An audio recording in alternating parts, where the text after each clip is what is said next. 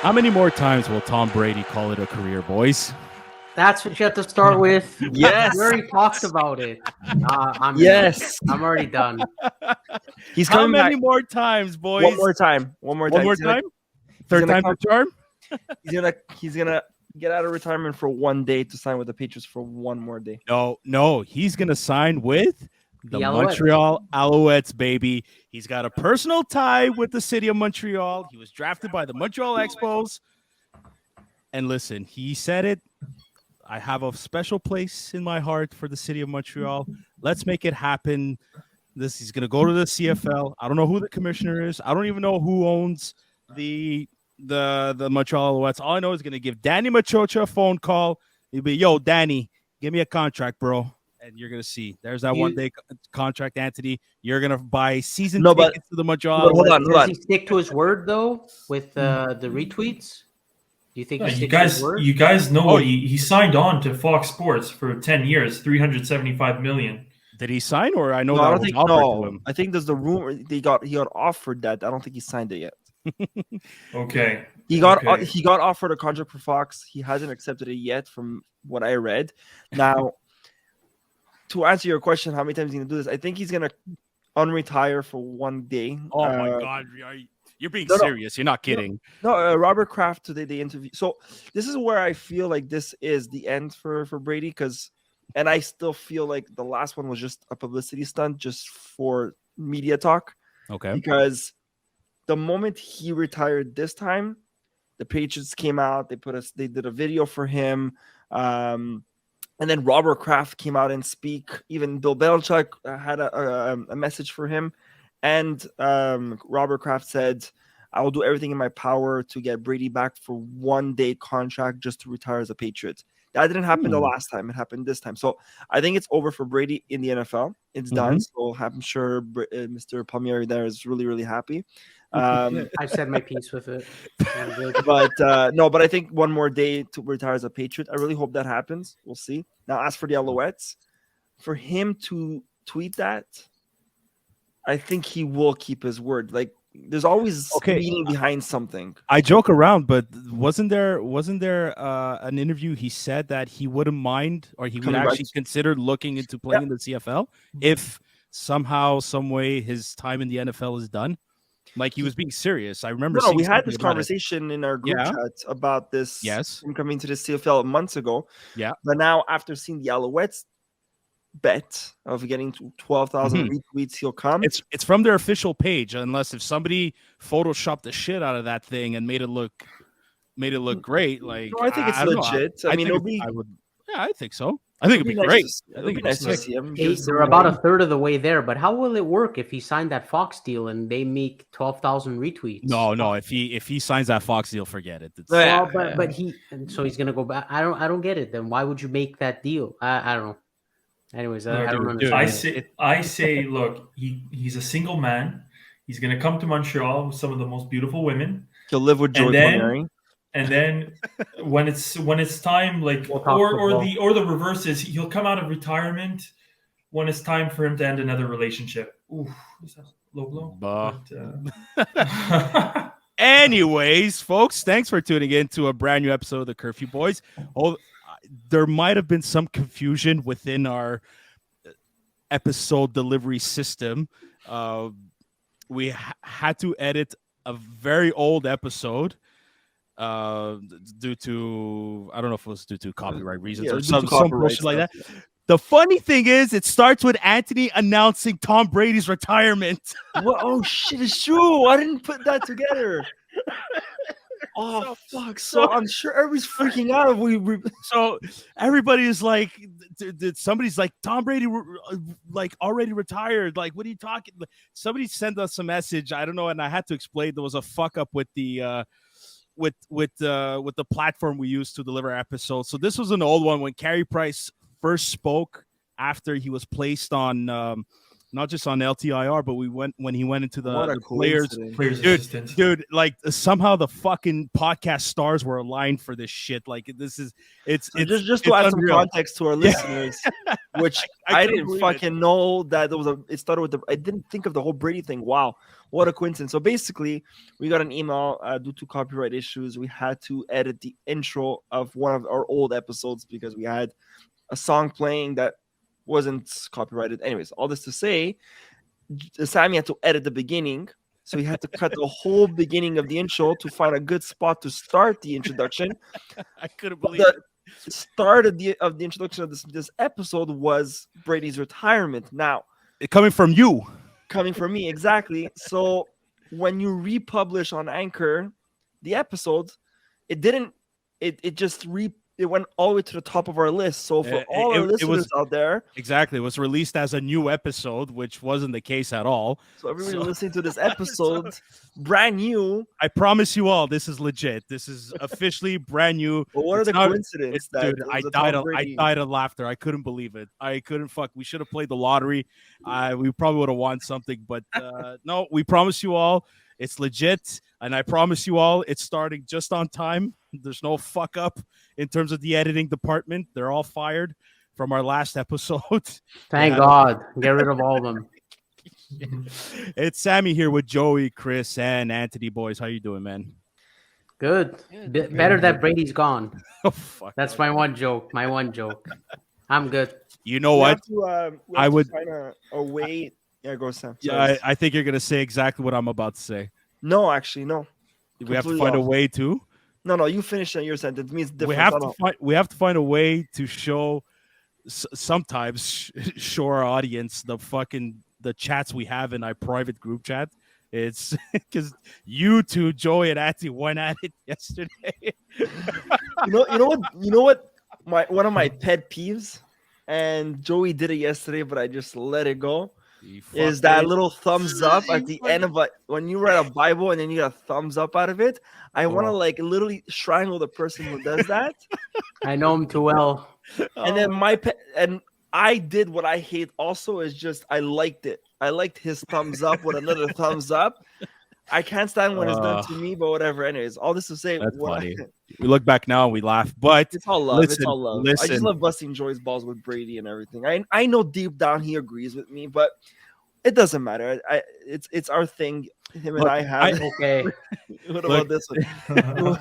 Listen, say what you want. I don't know much about football compared to Joey and Anthony, but I know a winner when I see one. Tom Brady's the GOAT.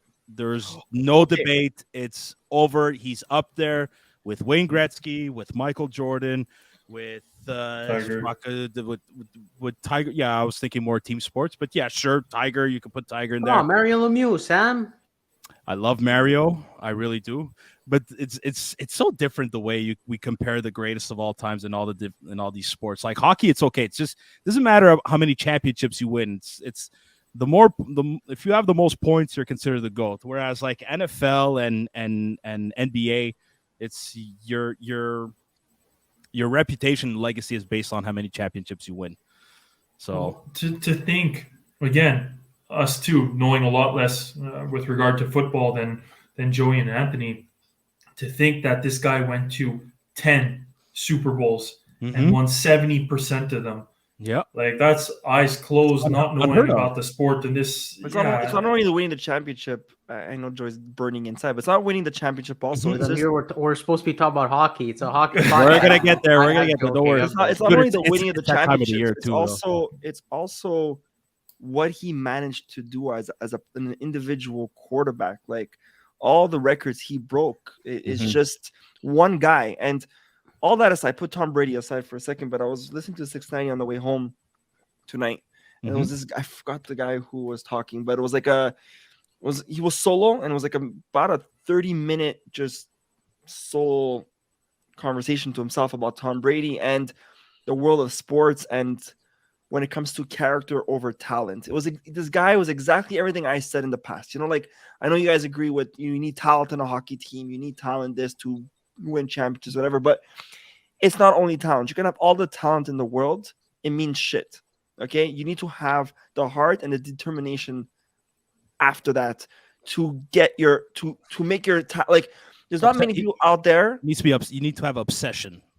Exactly. Like you can have those McDavids and Crosbys and everything. You can have all the talent in the world. You could be a number 1 pick and have that talent, but do nothing with it. If you don't have the determination and the to put in that 10,000 hours to be that talented player. Look, Tom Brady was picked 199, round 6, 199, and he performed more stats than a number 1 overall pick. So at the end of the day, talent doesn't mean anything. It's also the heart that you put in what you do, the determination, the anyways, all that to say. No, but I was saying everything I said. But I think in a sense, I think those that get drafted, whether it's the first round or the last pick, I think they all have enough of that talent to make it. Oh, of course. But it's like you said, it's the work ethic, it's the determination, the obsession, the passion, all that. Absolutely. I totally agree with you. I do believe you need a bit of luck. I do believe you need to be surrounded by the right people as well. Which in a sense, I think you could say that Brady had probably the perfect coach for his whole time with the Patriots and Bill Belichick, despite Joey's beliefs and tantrums sometimes. But all that to say, it's like put Brady aside. It goes with Michael Jordan, his legacy with the Chicago Bulls. It goes with Wayne Gretzky and his time with the Edmonton Oilers. If we're talking about team sports, but if you want to talk about individual sports real quick, Chris mentioned Tiger Woods, and that's what that guy was. He was born with that talent, but despite the fucking crazy puppeteering of his father, there was an obsession and a passion for the sport, and it was just nonstop. That's what his life was golf. We talk about Sidney Crosby, Anthony. Dude, Sidney Crosby is obsessed with the game of hockey. Yep. He's just not as out there as you would see, like McDavid or the name other superstar that's a little more out there. Ovechkin too is possessed with it. He's just he's a little more out there. He's a little more out there, more raw. But like Crosby, like he eats, sleeps, and breathes this game of hockey. Nathan McKinnon, he finally won because it's just years of eat, sleep, and breathing, and fucking, make sure there's no fucking Coke or Pepsi in the dressing room, or else you're a dead man. You know what I mean? But it's true. No, Anthony, you're on the ball 100%. Go ahead, Chris. No, I just wanted to mention, because you're talking about this obsession. You know how there's the bye week in the NHL for teams to have off. Well, Crosby was actually reportedly up in Tremblant. This was a story that came out in La He always Presse, goes there. Journal de Montréal. He always goes to Tremblant, apparently. Yeah, and at a local rink in Tremblant, 8:30 in the morning. This kid had skipped school or something like that. He goes to the local rink to go and practice. Lo and behold, a Jeep pulls up. Guy steps out, has a full bag of equipment. It's Sidney Crosby. The guy is laying down pieces of his equipment behind the net, and he's trying to communicate with the kid, because the kid was more francophone, so a little bit of a communication bit lost. Yeah. But he was just explaining, he's like, the way I'm exiting from around the net on my left side, it's inadequate. I have to practice this. This guy at that point in time, this predates really McKinnon becoming a dominant player. This predates Matthews and McDavid being in the league even. Mm-hmm. And this guy is there at 8:30 in the morning on the bye week up in Tremblant, practicing his exits from behind the net. That's what you call obsession, work ethic, and that's why these guys are at the top. And it was one of my favorite Sidney Crosby stories. Yeah, amazing. But that's why he still do that, Crosby. I'm sure he does, but like he's been spotted a few times in trouble. But to add to that, Chris, like he knows if he wants to keep up with the Matthews and McDavids of this world, McKinnon too, like he's got to stay in shape, and he does, dude. Like at the age of 34, 35, he's still putting up fucking numbers. Yep. He's not showing any signs of slowing down, man, and that's what it all comes down to. I wish I could make a suggestion of Crosby. He could take a shorter trip from Montreal to Tremblant instead of Pittsburgh, right? He can make a smaller trip if he really wants. Where is he most likely to get noticed, Montreal or Tremblant? Mind you, he's going to get noticed everywhere. No, I mean, like, coming from his NHL team, he can come from the beautiful city of Montreal rather than the city of Pittsburgh. He's probably fed up of city life. Let him go into that. I know. I just wanted to touch point on Anthony's part with work ethic for you two that don't watch as much football. Do you guys know what Mr. Irrelevant is? The term in football? No. It's the player. I've heard of it, but I don't know what it's its the meaning player is, who's actually. picked dead last in the draft. So you're talking round 7, 253. So if you ever want to see maybe the next Brady-esque type player that was drafted late, take a look at the Niners. This is a classic guy picked last. Third string quarterback, first to get injured. San Francisco's name is Brock Purdy. He leads them to the semifinals. This is a guy that's picked absolutely dead last, and he's going to have a career ahead of him. So just to show on Anthony, he's right. Besides just talent, you need that work ethic. So if you guys ever want to see a younger Tom Brady, no, I'm serious. I'm actually serious. Joking aside, if you ever want to see maybe a younger Tom Brady, well, this is a classic example. Go look at the Niners quarterback. Third string, got his chance, has never looked back. I mean, they lost to Philadelphia. You need because he got injured. You need a bit of luck, and you got to seize that opportunity too, though. But yeah, it all comes together. It all comes together. You got to play pretty good. It's a balance of everything, right? Good one, Chris. Good the one. balance of a lot of things, but work ethic is key in anything you do, right? You need to, you need to put in that effort. It's something along the lines like 10,000 hours for you to get that success. It's a lot. And I'll transition this to our beloved Habs in hockey, not like our third overall picks that we've made recently. Oh boy, there we go. You can open it up, Okay. Habs lose to the fucking Ottawa Senators twice in a row. On Saturday night, they got fucking destroyed 5-0. Why you sound so mad? You guys... I hate Sammy's that's mad. It's all good. I'm happy. I was jumping when Brady Tkachuk scored that last minute, so we don't get that stupid. I call it the betting point.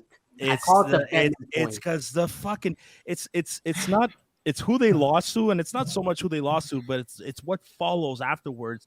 It's these fucking Ottawa Senators fans. Like, I don't know what fucking 7-Eleven they think they purchased the balls of courage to fucking come after us, thinking that they're the fucking greatest hockey team in the fucking world, only because this is your only fucking moment of glory throughout the entire fucking and they're season. Still not in playoffs. But they're making it sound like, oh, Brady owns Arbor Jack guy. Shut your fucking pie hole. Shut the fuck up, okay? Fucking Brady turtled and got his life saved by fucking 2 linesmen again versus Arbor Jack. There it is. Just side note. Oh my God. This morning at work, I asked Zook if he was coming on the show tonight. He said no, but please, this is my number one thing and that I want. Trigger Sammy so we can lose his mind, and this is it. So Zook, 17-minute mark. This is your moment. It just has to do with the Ottawa Senators. But look, I don't even want to. Still drafted him though. Listen, for tanking reasons, yeah, it's great, it's fine, but just for the sake of the rivalry, I guess, it's like the loss 5-0, fine, whatever. It's like, at that point, you're like, okay, fine, but just the way they lost on Tuesday night. And the way they fought back, like there was something, I don't know, like I know you want them to lose, but at this point I'm like, I want them to beat the fucking Senators. Yeah. And listen, Brady gets the game winner a la fucking Matt Sundin. He shoots it off somebody else's shin, his ankle, and then it just fucking slides in. It was just a bad bounce the entire fucking night. But I like the way the Canadians keep showing, fighting back. It's and once again, it all comes down to, that's just Marty St. Louis style of hockey. And it's listen, if you're for the tank, it was a good night. It's great. No, Sam, it's a direct competitor, so it burns to lose to Ottawa, but a direct competitor who you want them to pass Florida. So don't twist that. That's very close in standing. I'm glad. Look, I'm glad it happened the way it happened. I didn't care who scored for Ottawa, but the fact that it went off fucking Savard and it went in, excuse my language, it was just picture perfect for me. for tanking purposes, just seeing Savard. But overall, though, no matter who you bring up from Laval, and this is on the good note of Montreal, they've just been able to perform. We might have found the next French superstar. Oh, no Lafreniere. Give me a break. No give me a break. Oh my God. PLD. Give me Harvey-Pinard all day, every day. He'll perform better in Montreal than those two will. I can guarantee that. Okay, hold on a sec, Joel. You're being serious about this. Yes, I think he can perform better than those two. There's no sarcasm out of work you. Ethic. There's no sarcasm coming out of you. No, I truly, you know what, Joe? This brings me back to a legit conversation we had. I think you and I one day we were talking about we were looking over the prospect pool. This was before Harvey-Pinard got a pro level contract, I think by Laval. This was the year where I think him and Yoel Teasdale beat Nick Suzuki at the Memorial Cup. Yeah. I asked you, what do you think he might have a shot one day? And I remember you saying it's going to be tough for him just because he's a 7th round pick. Yeah, but look at him now. But his stats in the Quebec Major Juniors show no, he could play. Then he went in Laval. He showed it, and now he's showing it here. He has more goals than like half our team. And he's playing, and you can't say, well, maybe he's playing with great players. It's like half of the team is Laval Rockets. Not half, but a good percentage due to injury. That energy line that he was up with Pizzetta and for sure. That's chemistry, right? He's been playing with these guys in Laval. Well, that's it. Him and Belzile, they're on a line together in Laval. But it's also working in the NHL. Look, like Pizzetta, you could say is a great energy guy, but I don't see much in him. I see a little more out of Pinard making as an NHL. Look, maybe I went too far saying he'll be better in Lafreniere and Pierre-Luc Dubois, but it's just to say like the work ethic is there and he has enough talent to maybe solidify third line, whereas the other two guys I'm mentioning, they seem to be more underwhelming superstars that, it would be a disaster bringing them near, kind of like Drouin. So I don't know. What I saw out of Pinard, even though it was against Ottawa, it showed good signs. Like, yeah, he's a third, fourth liner you can count on, and we're going to need those because I don't think we have future third, fourth liners, if that makes sense. It does make sense. Go, Chris. I think Joy, you're being a little bit too hard on PLD. I mean, he's having a heck of no. Like Lafreniere, he hasn't proven himself. He hasn't done anything. Pierre-Luc Dubois, I think you got to cut him some slack. Yeah, this year he's doing okay. Yeah, no, this year he's doing okay. But like, if you take his overall, it's been a lot of up and downs. Maybe a change the scenery will work. I don't know. But I think, are we talking about Laf or PLD? No, PLD. I actually really strongly believe, and I think we're being very optimistic, but I think Lafreniere just needs a different scenery. I think a different scenery with the right, how do you say it, management and surroundings, he could be. Again, I'm not putting my hopes up because I never really wanted him, but if he were to come to Montreal now with this management and what's his name, Jeff Martin Saint Louis. No, wait, is it Martin Saint Louis? No, what did I say last time? Louis Saint Martin. Louis Saint Martin. I actually think, anyways, this is me being optimistic. I don't know, but I can see him playing a lot better with this surrounding. Think about it. Okay, you're talking about Lafreniere. Lafreniere only knew New York. I don't think he's had necessarily an opportunity to play on some of the top lines. If you think also about Pierre-Luc Dubois, one of the most incredible things about it is he played for Tortorella for years, who they didn't seem to get along whatsoever. Creamed him up the ass a few times. Well, I was just about to say, like, he's playing in a very frustrating environment for himself personally. And then you think about, he's still. I think he really turned a corner. PLD at the very least. Look, he's performing in Winnipeg, and Winnipeg is like. I know they're having a fantastic season, but still, it's been a whole shit show with what's going on with, let's say, Blake Wheeler and things like that. Look, I still think he's performing very, very well under weird circumstances. And then to Anthony's point, if you were to bring him into an environment where he's not only welcome, he wanted to play here, I think the guy has a little bit more fire under his ass, as the French expression directly translated says. I think he'd be a little bit more motivated here, and he's not a scared player like Joe Drouin or somebody. This guy's going to go into the corners. Anyways, I'm still hopeful to see this guy. I'm already protecting him when we don't know. I'm just, because you got to ask that question. Now, look, the way Kirby Dach is playing lately at center, my answer doesn't change from the last episode. Yeah, but still, dude, like the more and more he plays centered, like the more and more he shows, like, hold on a sec. He's showing everybody why Oh, no, he was acquired. I don't want to get rid of Kirby Dach. That guy That's stays. not a point. This is not a point about getting rid of Kirby Dach. This is a point of being, if Kirby Dach is gonna play center because he can, where are you gonna get Pierre-Luc Dubois, folks? Remember, you got to keep everybody happy, and when guys have to be on the third line status, they don't happy with their type of NHL talent that they have. Mm-hmm. So Pierre-Luc Dubois or Kirby Dach probably wouldn't be happy playing a third line if they're both playing well. It might be good to help the team in the short term, but in the long term, I don't. Absolutely not. And look, they call Owen Beck as an emergency call up. I thought they managed his ice time perfectly. They didn't play him at center. They knew it was going to be just one game, but just come in, get a taste of the NHL. Look, because I think Owen Beck has the potential of being a number 2 centerman in the NHL. If not, that's at most. At least he's going to be a third liner, and that all depends. It depends who they draft, dude. If they're drafting wingers at this draft, they're gonna go up on that first line. Some with Suzuki, and then some with Kirby Dach. Don't forget, you have Juraj Slafkovsky that might one day play on the top line with Suzuki. And it's good you mentioned that, Sam. If they go the direction of drafting wingers, that means they're confident that Dach at center. But if they go draft the center, means they might want to keep Kirby Dach at wing. So it all depends their choices of what they make this draft, which is what they're thinking of where they're going to place everybody in the future. See, but I agree. Oh, 100% good point. So here I am saying about PLD. Where does he fit?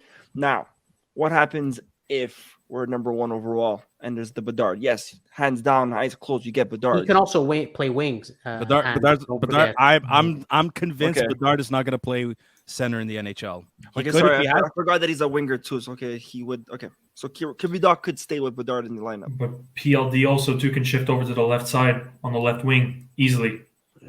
Yeah, but again, we don't know the players if they want to do that. There's certain players, Chris, that are adamant of playing a certain position.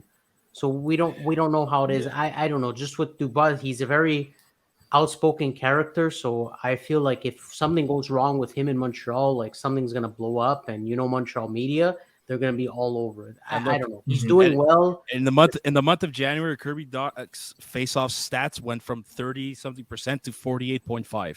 Yeah, he actually went up. So you got to ask that question, man. Again, ideally, Hughes and Gordon said, ideally, we want him to be a centerman. Now, look, man, him in that line with Suzuki and Caulfield were dominant. And personally, I would love to see that line go back again. But a lot of it's going to come down to the draft, where they are, who they're going to take. And if they're showing, look, who's out right now? If Monahan does get traded, if Jake Evans comes back, well, he's going to go back down to the 4th line center. You're going to have Dvorak as your 3rd. If you're going to keep Dach for the rest of the season at the 2nd line center, and he's putting up the numbers like he has, I can guarantee you, or mostly guarantee, that they're going to keep him there. And that's the centerman lineup they're going to try to go for. Yeah, good point. No, definitely. I was just going to say good point. It really depends. Obviously, this is going to be a big offseason, so we'll go. And sorry to derail you guys, but I was trying to give Harvey-Pinard a good moment. No, he played a great game. I derailed. Yeah, the backhand goal against Detroit that was just amazing. Beautiful. But he's another example of a guy that just, look, go to the minors, fucking earn your stripes, work hard, because that's what he is. Fucking grind it out every day, every night, which he has. He's had a bit of a slow start this season, Laval, but look, he earned his chances, and he took advantage of those opportunities. And he has more goal than someone who will not be named. And he plays dude. Look, you want to talk? They call him Rafael Harvey-Pinard for a reason. They play the exact same style, like when Gallagher started in the NHL. The exact same style. They're both similar. So, and also you gotta know that it's his contract year. It's at the end of the season. He's a restricted free agent, but with possibility of arbitration. So he's fighting for it, man. Question for you guys. I know I'm gonna kind of change the topic a little bit because you had said something, Joy, about off season, and then I'm thinking about Bedard, and I'm thinking about. But I have a question. Do you think, and this comes from the conversation I heard on 690 tonight, not necessarily the question they said, but I'll kind of play around with it. Do you think? So I know in the NHL, the worst team gets the best player, right? That's what it is. You gotta. Well, it's a lottery. So What it It's a used to lottery, be. right? But the lottery from the bottom 5 Bottom teams, you know yeah. what I mean, right? But do you think a top end player should have a little bit of a say of where to go? What I mean by that, Eric is- Lindros. but just to say, look at Bedard. Yeah. Okay, the guy is supposed to be projected to be a fucking superstar, Mm-hmm. like a McDavid and Ovechkin and Crosby. Imagine Arizona gets him, right? Isn't that a waste of a player in a team like that has no like the future is long. Look at McDavid. Okay, Edmonton fucked up big time, but just to say, the guy has been playing crazy hockey, putting the amazing stats for the last 5 years, 6 years. How long has he been playing in the league? 6 years, 7 years, whatever. 2015, yeah, about Yeah. 6 years. 2015. Yeah. He's a fucking superstar, and it's a waste for the league, right? You want to see a player like that succeed and go as far as possible, trying to win the Stanley Cup. Edmonton is not bringing him there. So, but imagine Bedard, and he goes to Arizona. So what I'm trying to say, my question is, do you think we still do the lottery, right? But maybe the last. I don't know, man. Arizona lately, the kids they drafted. It could be a bright future for sure. And Amiri, I know Their where you're problem going is with this, Anthony. Their problem but- is coaching and management, though. But yeah. Yeah, Arizona is, but I know where you're going to this, Anthony. Just it's the NHL mindset and structure. Players don't really have much pull. In soccer,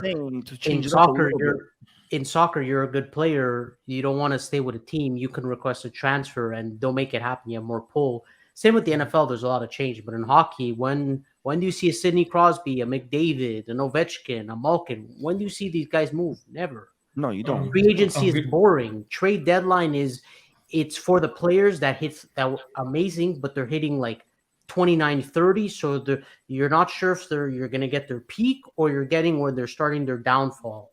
That's the problem with hockey. The excitement of it is missing. You don't have these crazy players. Look at Lionel Messi. He went to, they couldn't stay with Barcelona. The guy goes to PSG. Ronaldo, considered one of the best players of all time, went to 3-4 different teams. Ronaldo is like the Crosby McDavids. How many teams did they go to? None. Bedard, it's going to be the same thing. Same with the NFL. Great players. Look, we talked about Grady. You guys call him the GOAT. Even him, he went to another team. Just so many players move besides hockey. Hockey's the only one where it's so restrictive and the players have little to no say to me. But it's not as restrictive as it used to be. Like back then, like the Yzermans and Joe Sakic would have they complete Wayne their careers. Gretzky was a big shock to the world. That was one of the biggest. Oh my god, moves. that was big time. But like it's Are you comparing the quality of those Yzermans? Are you comparing their quality to McDavid, Crosby, Malkin, Ovechkin? Well, because for that they're not moving, right? They're in the same spot. They're not moving. But why would you move Crosby or Ovechkin? But that's what I'm saying. But it happens in every other sport. Why do other superstars with their quality do move? How funny would it because hockey players are not fucking prima donnas. That they're hockey players. I just don't think they have as much pull, and they don't want to. I don't think they have the mindset to have as much pull as they do. They might not have as much pull. They definitely do have more loyalty, but I find in hockey a lot more, especially under Bettman. Like to go back to Anthony's question, I'm more worried about Bettman's implication that he would actually be encouraging. I'm sure Bettman. I'm more fearful of Bettman rigging the lottery to try to get Bedard to a place like Arizona to finally draw more of a crowd. Like that's literally his dream. That's what he would want. I don't. But imagine. I don't buy that. Sam, clip that. I'm sorry. Clip that 15-minute video when Montreal won the pick. Look at his face. Clip it in our YouTube so people understand what they mean. Oh my god! I know. And this is coming from Conspiracy Anthony. Yeah, because I would have been shocked too if I was the commissioner. Like, holy fuck, the draft. He wasn't shocked. He was pissed. No, he wasn't. Stop it. What is this? But hold on. Why are we all fucking talking, speculating like we know what the fucking person's thinking? So even during their sleep. Like, come on, people. Fucking calm down here with this shit. Speaking about the comment of Chris right now, no, but seriously, think about it, right? Arizona, the guy they're playing in a fucking high school hockey rink, all right? Zero fucking revenue, right? Imagine there's rumors about Matthews wanting to go back home to Arizona. Oh, I'm so happy you mentioned Matthews, because if Gary Bettman wanted a guy like Matthews in Arizona, he would have fucking done it already. But imagine Bedard and Matthews in Arizona next season. They're gonna build the best stadium in the NHL in Arizona. Dude, at one point when Arizona had Taylor Hall, Phil Kessel, Clayton Keller, Nick Schmaltz, Oliver Ekman-Larsson. No, what are you talking about? Mike Smith and Nets, they made the playoffs. They were almost. I think they went past the first round or something. No, but Sam, I'm trying to remember. Like, guys, come on. But it's all we hear from fucking people. The refs are against the Habs. Bettman doesn't like the Habs. I'm not saying. Wait. I'm not saying that he's going to rig it. I'm just saying it's in his advantage. It's in his advantage to encourage if Connor Bedard. I'm not saying anything about rigging the draft. I'm saying it's Gary Bettman's wet dream to have Connor Bedard drafted by the Arizona Coyotes, because that's a ticket seller right there, and that their biggest problem is selling tickets. So if they can, I get what you're saying. I get what you're saying, but dude, if he knows, if Connor Bedard lands in Montreal, like he knows, like, oh my God, the amount of fucking money this team's gonna make for the entire league. They make it already, Sam. But still, but it doesn't matter. We have Jonathan Drouin, David Savard, and we still sell out. As long as those three, you guys know this already. Everybody knows it. As long as those three hockey markets, Toronto, New York, and Montreal, as long as they make the fucking money, he doesn't give a shit where what team, what player goes where. But they do. They make we have David Savard playing fucking 25 minutes a night, and the Bell Center still sold out. That's Joey. No, but that's. No, but Joey's 100% right, because if you're going, this has nothing to do with Gary Bettman's fucking wanting Bedard in Arizona. No, he's not wanting. He won't rig anything. But I'm not saying that. I get what it's in his best interest. Okay, so Mr. Conspiracy here. I'm not gonna say that what Chris is saying, but I get where Chris is going with this. Bettman, hence why everybody boos him. That's why this league is one of the shittiest leagues in the market, because he's too much of a. The problem with Bettman, it's money. He's a businessman. He just wants revenue and money. He doesn't give a shit about anything else but that. Hence why the league is. I get where Chris is trying to say it. It's in his best interest to have a Bedard in Arizona, to build the market in Arizona. Why isn't he getting rid of Arizona? He got rid of the Trashers. He got rid of the fucking Harvard Whalers. All teams that fucking couldn't succeed disappeared like this. Where there was no money, get the fuck out. How come Bettman does not want, and back to this, I don't know if you guys spoke about this last episode, but why isn't he bringing back hockey in Quebec when he knows that it could fucking succeed in Quebec City? He wants to rebuild the league in the U.S. Hence why there's rumors about Houston having a hockey team, building back a lot of American hockey. He's an American guy and a businessman. He just wants crazy revenue in the U.S. So I get where that's fine, and I know that, okay, oh my God, Connor Bedard in an American city will attract fans. I get it, but we're all here, but we're all here. Not us, the four of us. People in general are there like, oh, Bedard. Bettman doesn't want Bedard in Montreal. Come on. Okay, who cares? I'm not talking about that comment. I'm just talking about in general. What Chris said is in his best interest, Bettman, not to come to Montreal. It's his best interest to add more revenue in another team, because Montreal is already making that money with Savard. Yes, 10 times more with Bedard, but imagine he's not worried about Montreal. Bettman is not worried about Montreal. Montreal, Toronto, they're doing well without superstars. Okay, we're in fucking last place and we're still selling out. Hence why this team, our fan base should wake up. You want a winning team? Stop fucking going to the games, lose some revenue, and then you're going to see some changes. But we're still selling out on being last place. So it's never going to happen because the Montreal Canadiens. But you just said it. You just said it. It's never going to happen because the Montreal Canadiens. So Bettman won't give a fuck of making this teams bigger with number 1 picks because they don't need it. Exactly. Look, it's basically like saying you're going from $100 million, or just let's keep the numbers really low. It's like you're going from $100 to $110 with the Montreal Canadiens. Whereas the Arizona Coyotes, it's like going from $5 and you're saying, well, the potential could be up $60, $70. There's a way bigger potential for them to grow. Like, again, Montreal is sold out on a nightly basis. 41 games here in Montreal are sold out. They're not making extra money with the scalpers selling the tickets for double the price.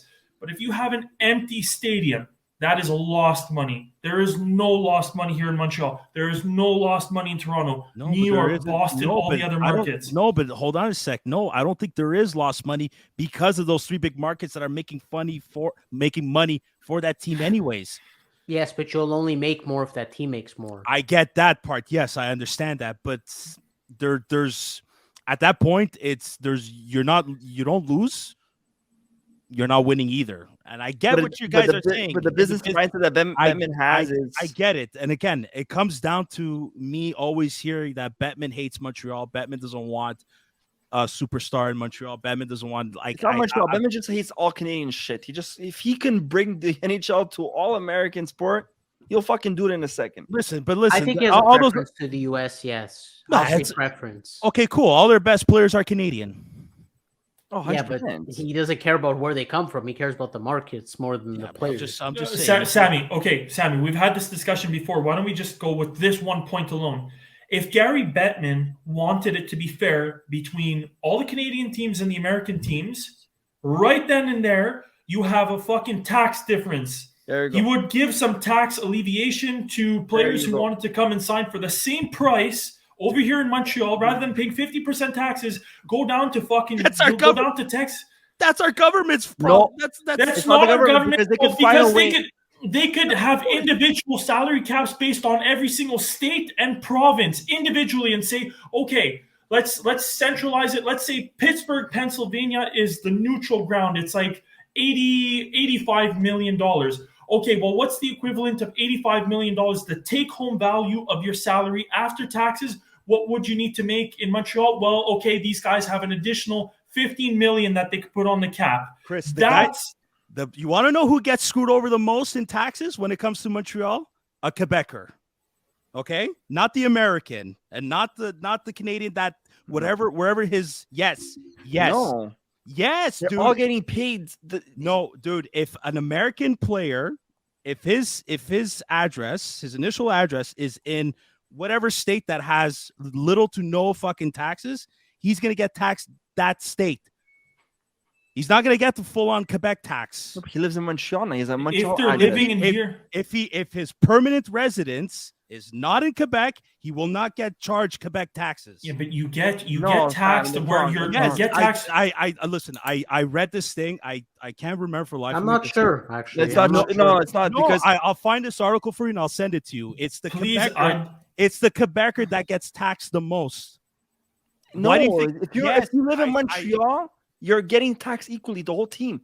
Because if you're what you're saying is true, all these American players would have. What I read when they file their income taxes, they file it through the state or province that they actually live in.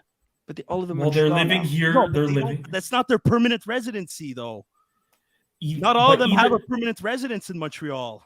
But that still doesn't make sense. It doesn't make sense, and I'll tell you why. Because the corporation, the Montreal Canadiens Corp. I'll find the article, but I don't think it's true I'll send it to you. Not to go against you, Sammy. Not to go against you, but if that was true, what I'm trying to say is that if what your statement is true, then people wouldn't care coming to Montreal because they can just have their permanent address in the States.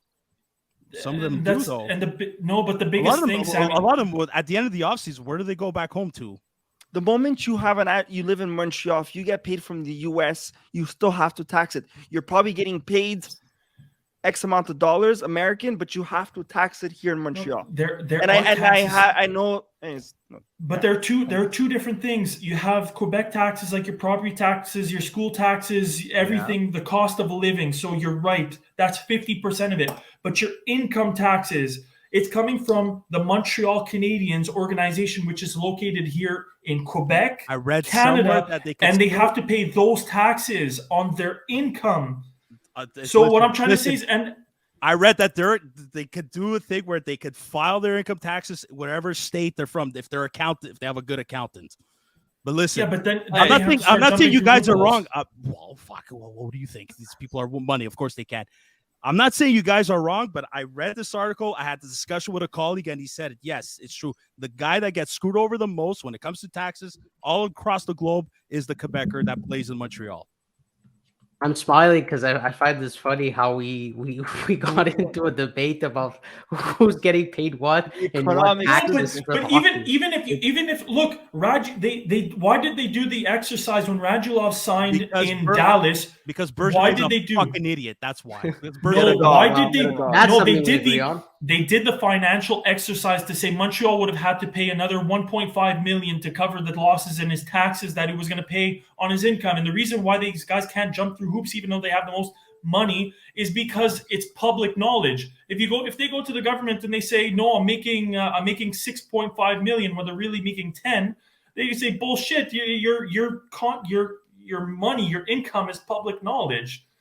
That's why I'm saying this doesn't make the residency. Yes, there are taxes. So to all our fans listening to this episode at this point, if you're an economic guy, an accountant, knows about taxes, please private message us on Instagram and give us the real answer. But that's part of my job. And Sam, I know, Chris, but not too high. Add to our topic, NHL player tax. That should be our title. Yeah, Gary Bettman. I would like to look into this. I will, and we'll debate it next episode. You guys know me. I never follow the fucking narrative, so I'm not buying this whole Bettman hates Montreal bullshit. That's just me. It's not Bettman. I said Montreal. He prefers. That's very different. I said he prefers American. I'm just saying, like it's a knock on everybody else. Anyways, I get PTSD talking about Bettman, so I get shivers and I want to choke somebody. Let's all blame Anthony for that question. Yeah, thanks, and for leading us into this debate, this wonderful debate about taxes. I mean, you gotta stir the shit and have some fun in podcasts, right? It keeps our listeners engaged. Now, what's next? Brady again? No. Is Nick Suzuki injured? Because again, some of these fucking fans think he's injured just because he's not putting up the points like he. No, Sam, I don't think he is. We spoke about this just before we started the episode on pre-pod. He had a ridiculous shooting percentage. We're talking over 20%, which I was giving some statistics of some of the best shooters in the game. They shoot at like a 16%.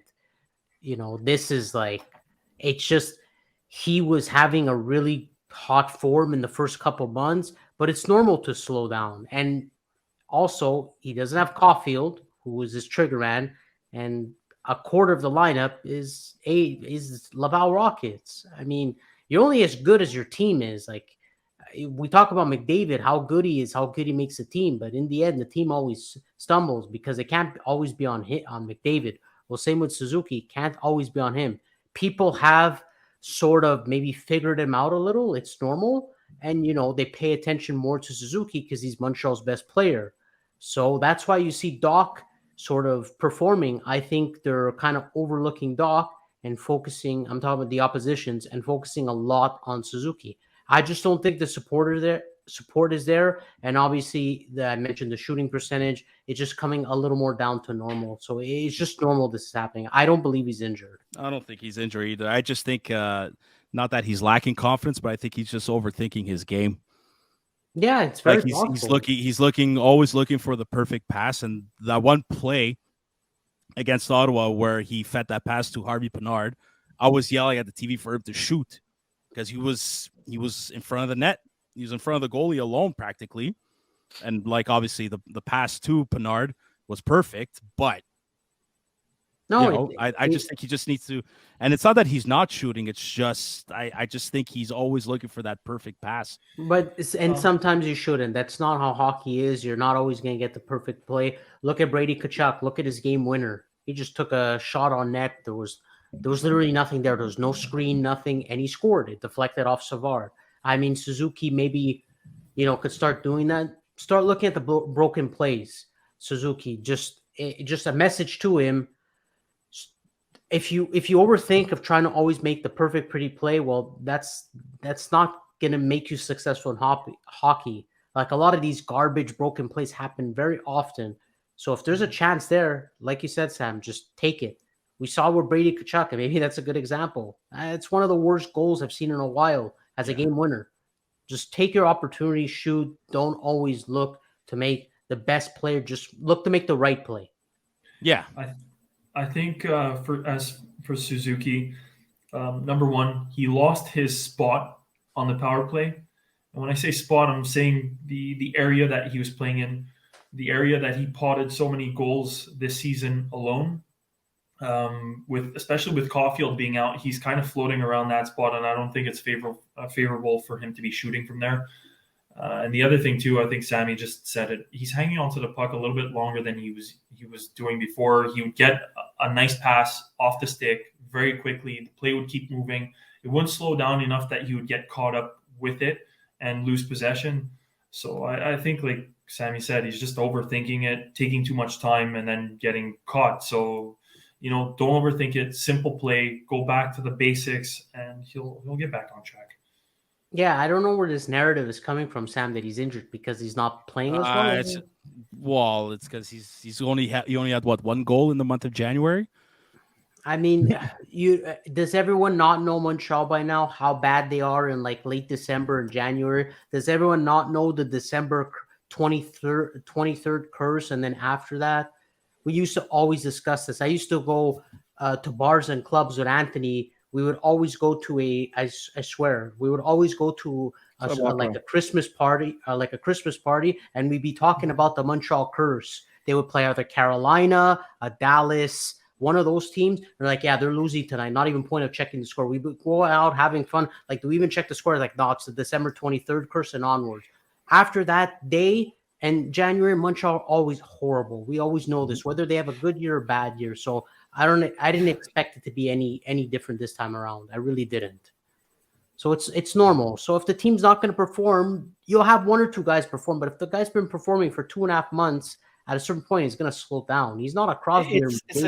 It's an example of, the guy can't carry the team on his shoulders like Carey Price. Eventually, you're going to slow down. So is he injured? To answer the question, we'll never know. We'll only find out later after the season ends if there is a situation. Like, look, Caulfield, we didn't know he was injured. Okay? None of us knew. It was a big shock to the fucking world. The only reason why he decided to stop playing and do the surgery, and he said it himself, was the season is somewhat dead. He didn't say it in those exact words, but the season is dead. They're not making playoffs. They're not going anywhere. So might as well just end my season right now, get my surgery so I can be ready for next season.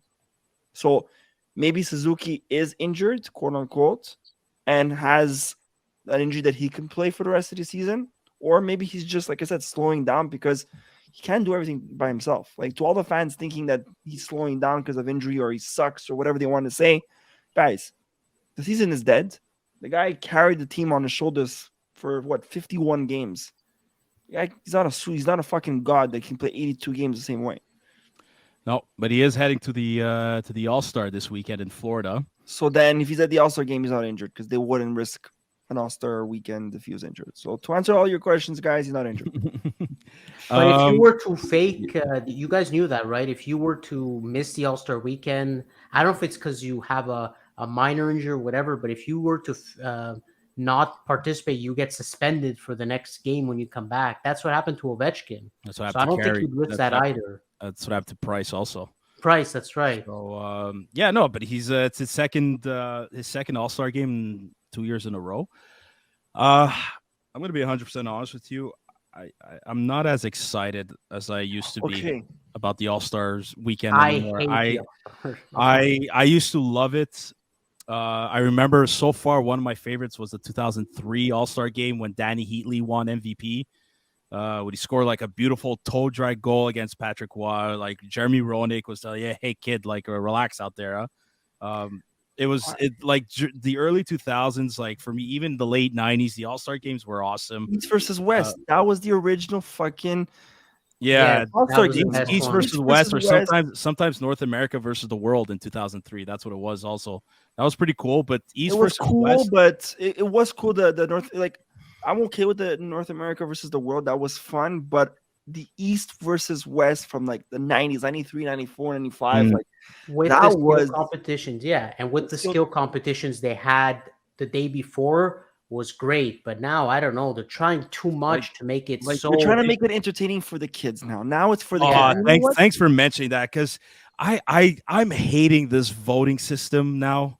Like, vote your player to go to the All-Star. Like, can we not just go back to just the player merits a spot there just because he's one of the best players in the league? This goes year? back. I'm glad you mentioned them. I think it's bullshit. I actually think it's garbage, the voting Guys, system, because this I goes hate back- Stutzel and Caulfield were the ones being retweeted for forever, and none of them even made it.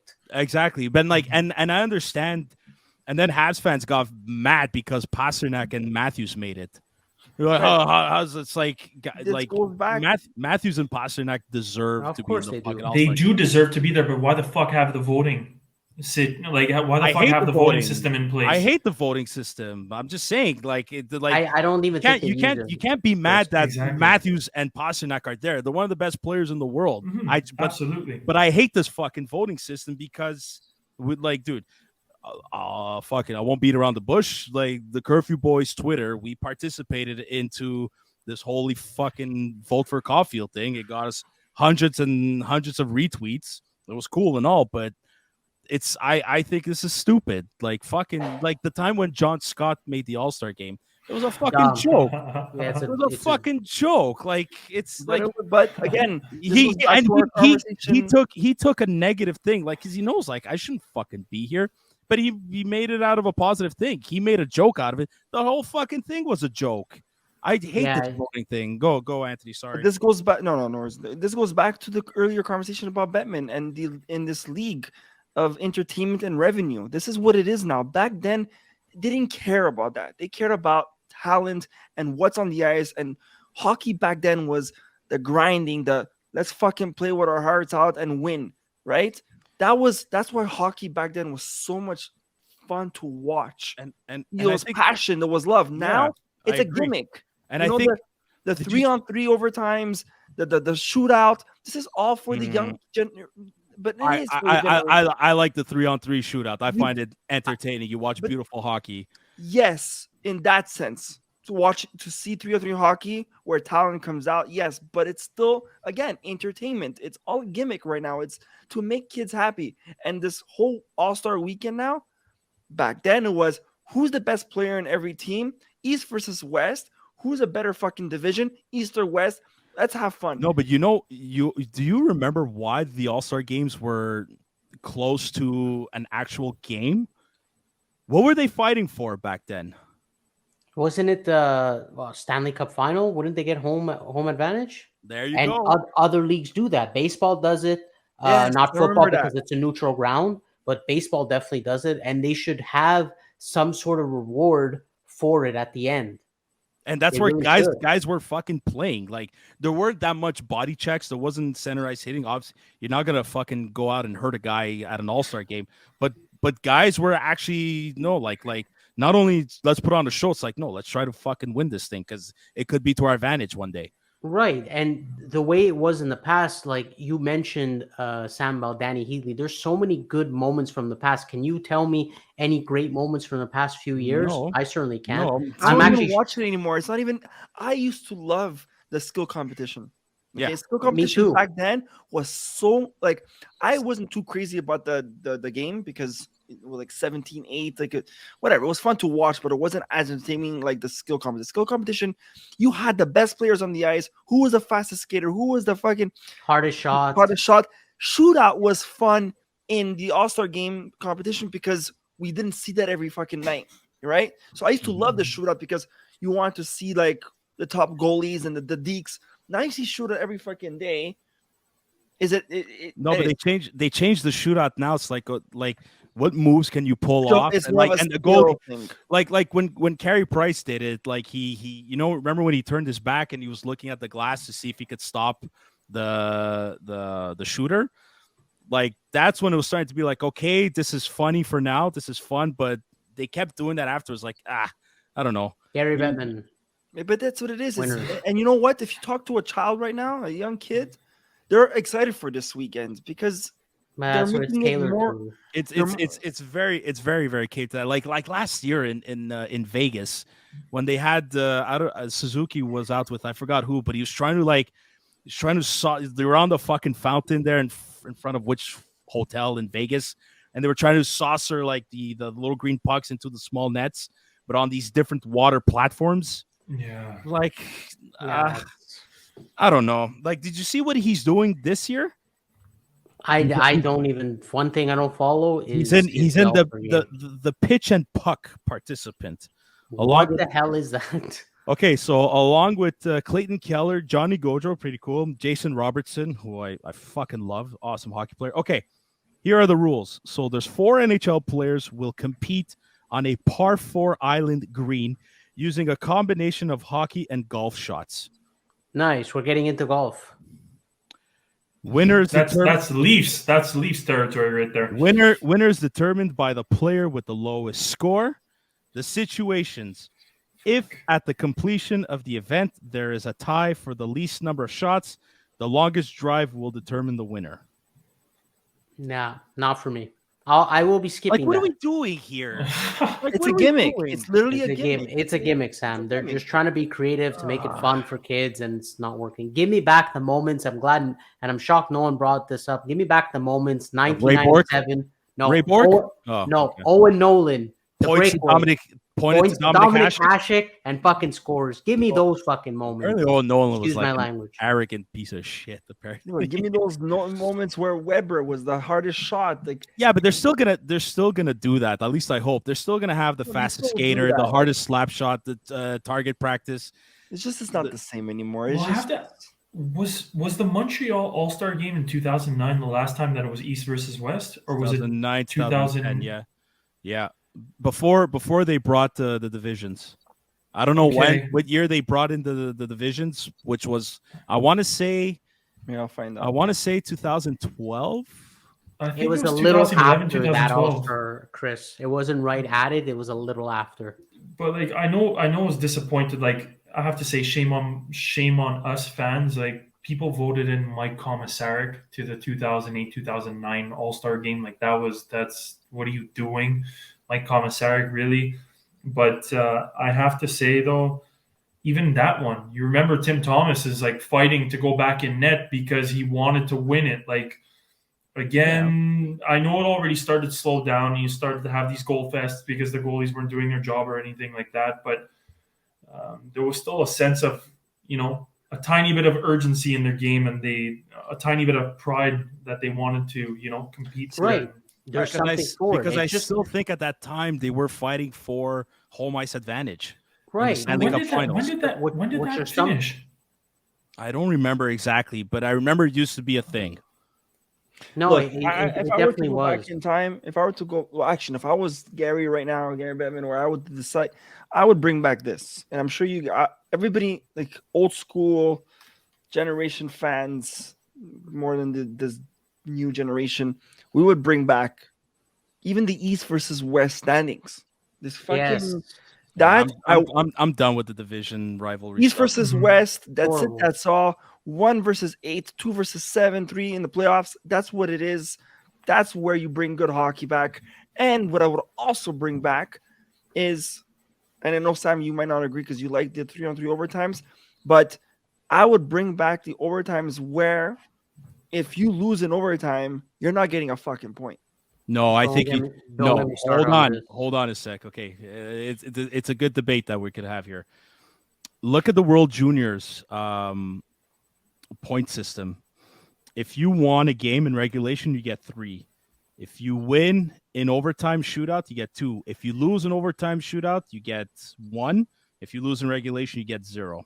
That's too many rules. No, it's too. It's, I think I don't know. I think Sam, I think, there's the 1 point gap which I don't like. So if you want win in to- if you- shootout, no, if you want to avoid that, dude, there was look at the standings in the World Juniors this year. There was a gap between the top 2 versus the bottom 3, or the top 3. Sam, but versus why the bottom 2. complicate? Why don't you just do 2-0? I don't get it. Why can't it just be you win? used to it's be 2-0 you lose, it's because 0. You know why 2-0 Nobody, is no good? other sport gets a sort of reward for losing in a match, whether it's overtime or regulation.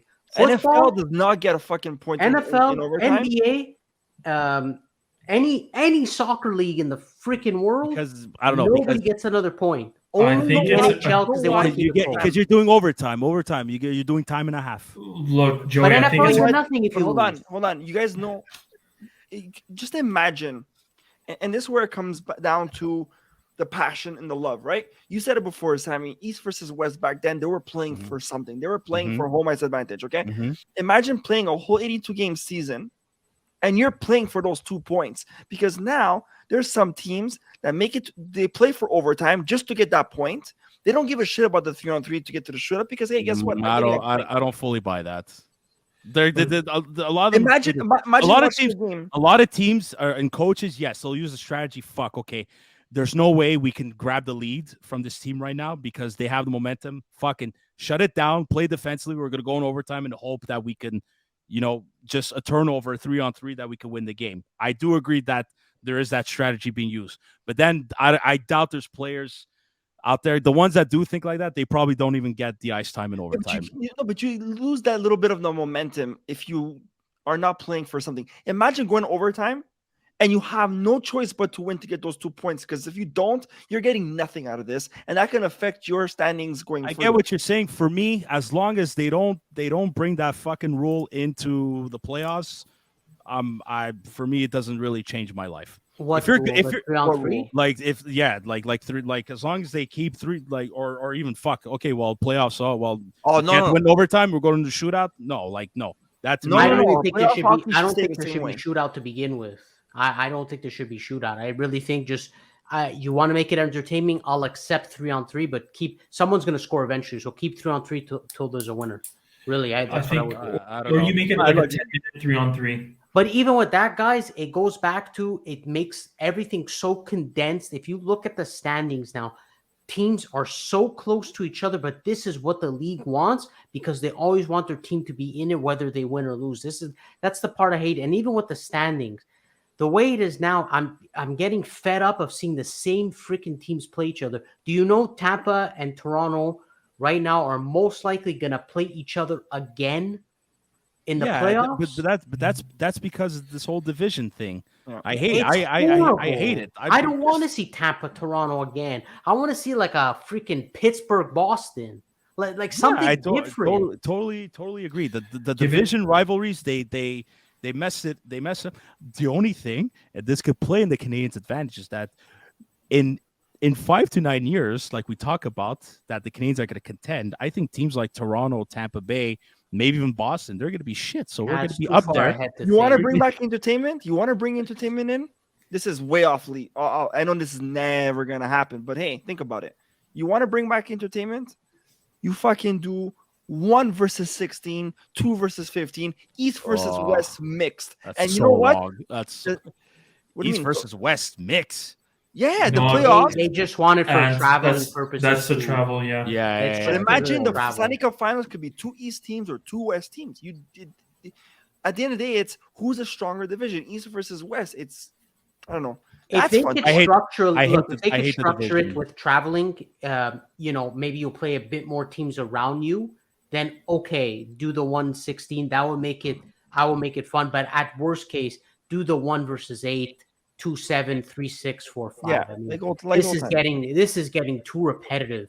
Seeing these teams like New Jersey. Okay, New Jersey's going to be new in the standings, but if New Jersey wasn't there, you're going to see Rangers versus Pittsburgh or Rangers Washington. How many times do you want to see that matchup? How many times do we have to see those type of matchups? When does a collective bargaining agreement end? When does their CBA end? When did they re-sign the last one? It wasn't too long ago, right? It was a little before COVID. I'll go look for it. Yes, and they sign usually it's like 10-year agreements, but they got to do something. Like this is way too repetitive. Well, you're saying repetition, that's one, but I think the biggest insult to the playoff matchups have been the fact that so many good teams have to go home in the first round. And they don't deserve to go home in the first. Like not only repetition of seeing the same 2 teams play each other, but I have to say, like, okay, let's skip over Toronto, but that's the best example, Chris, because Toronto and Tampa do not deserve to play each other right now. They don't. Toronto and Tampa deserve to play the wild card teams, which right now is like a Washington, Pittsburgh. They don't deserve to play each other. No, exactly. And I think it would become a fair upset because the teams that are upsetting and getting further and further, they don't have to necessarily perform against the top dog. It's not a true upset. It's not really like the 2012, was it, LA Kings, that they just completely like shocked everybody. Jonathan Quick stood on his head. They beat the top teams, went 7 games, all that. That, like, there was something special to that. They had to really pick off the top end teams in order to advance.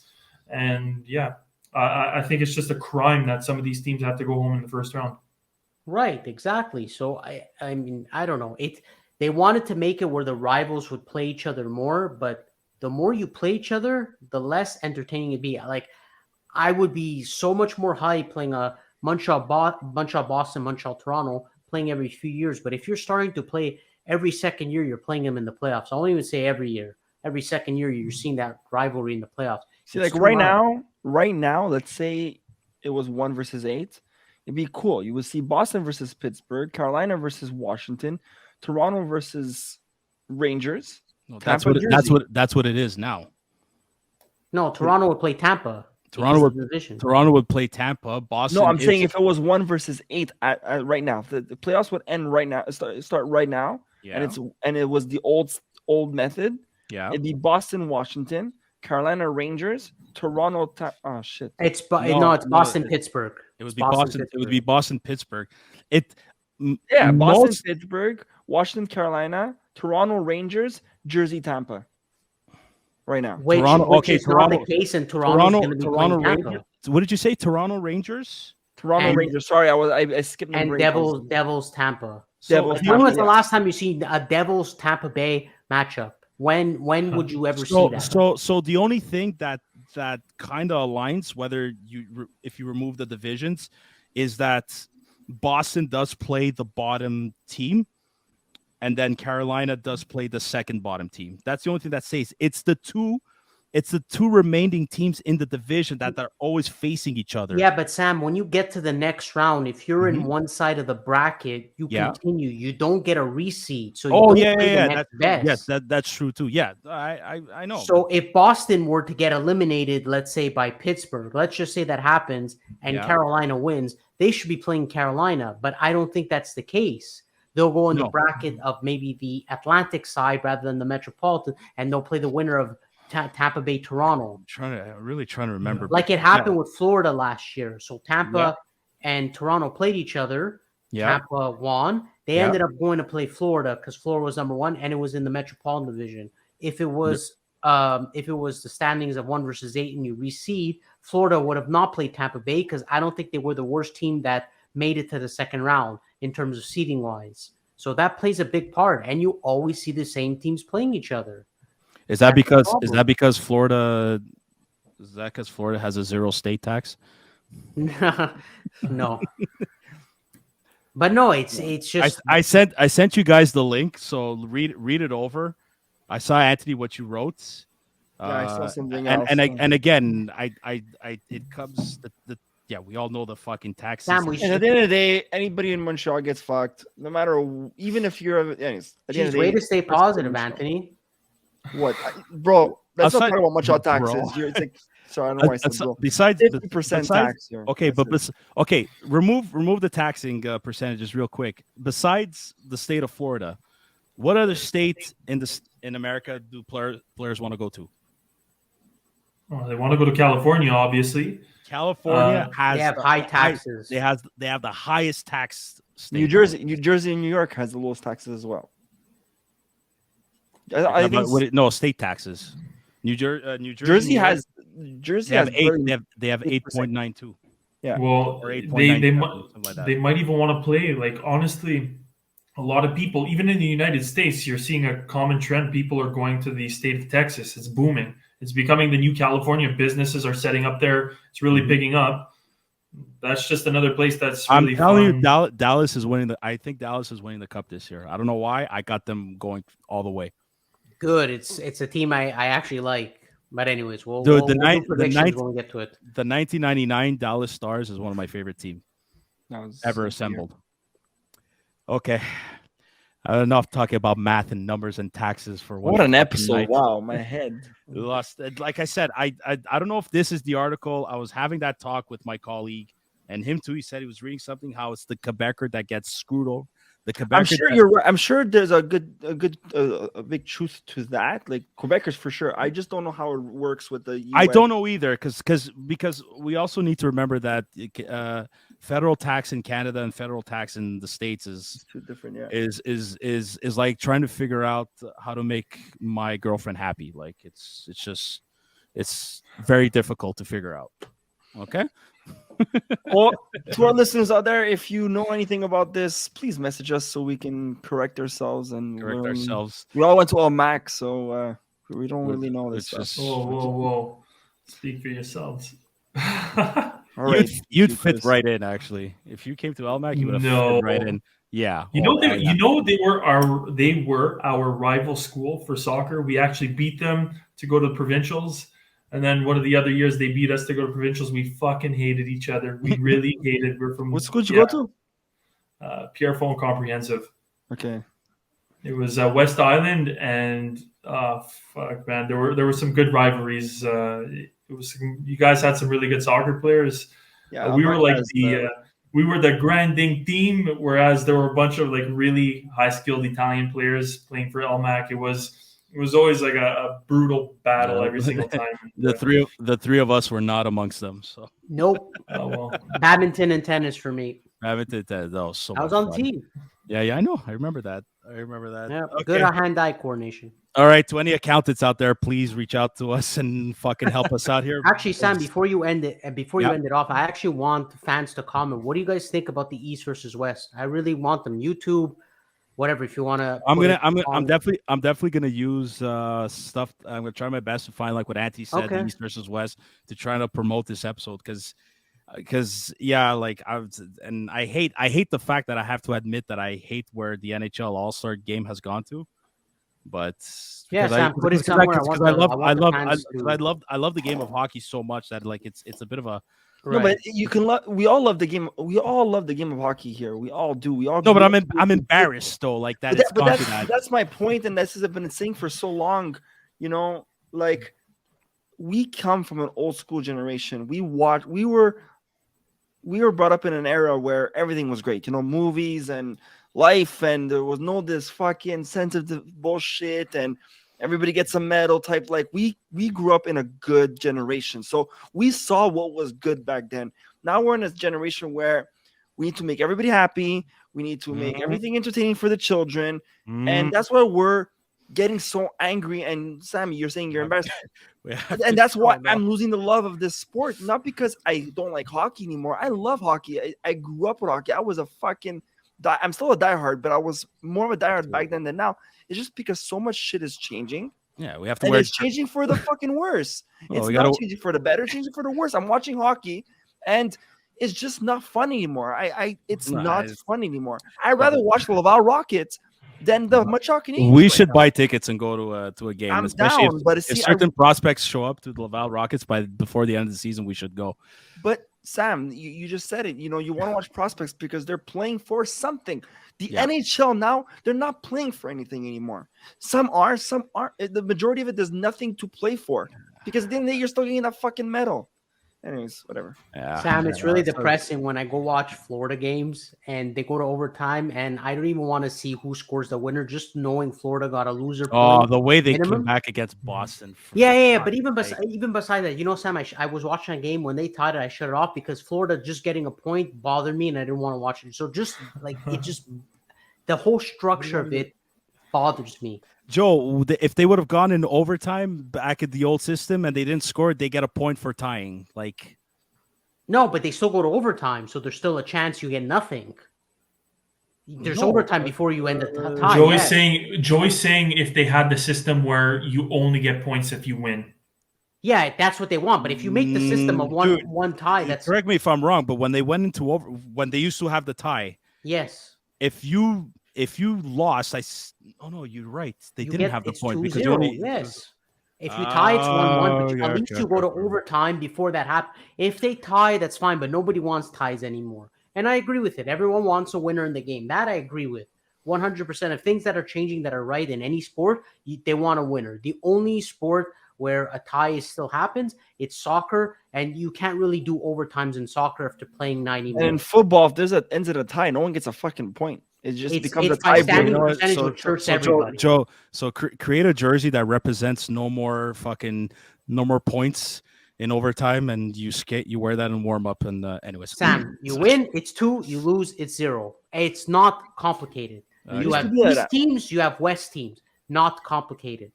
I don't get it. Okay. Anything else, boys, before we wrap up? No.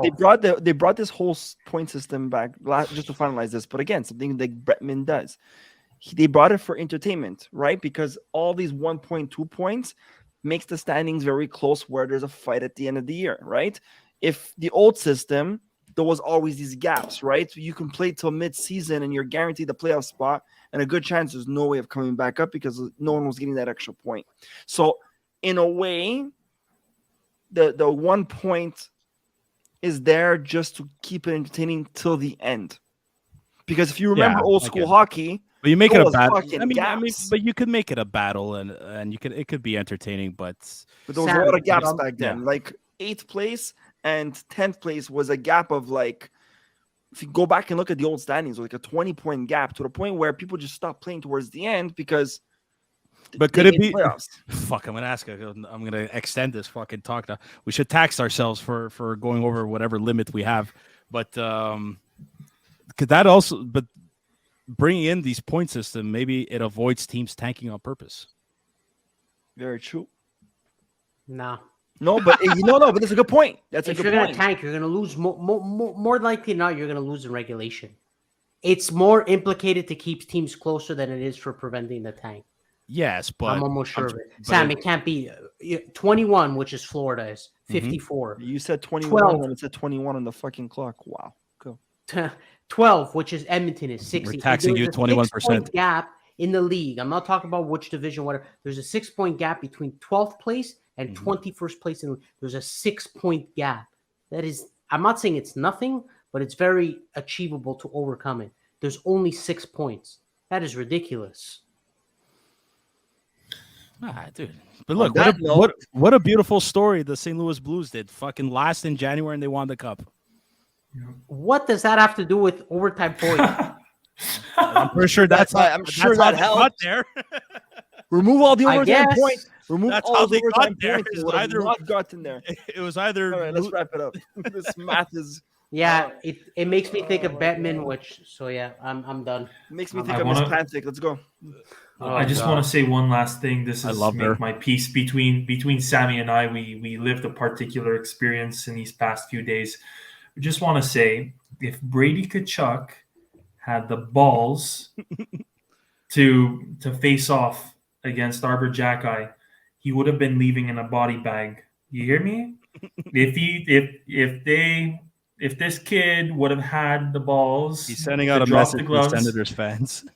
I don't think it's close enough to your earphones. Whatever you need to help you sleep at night, you dumb morons.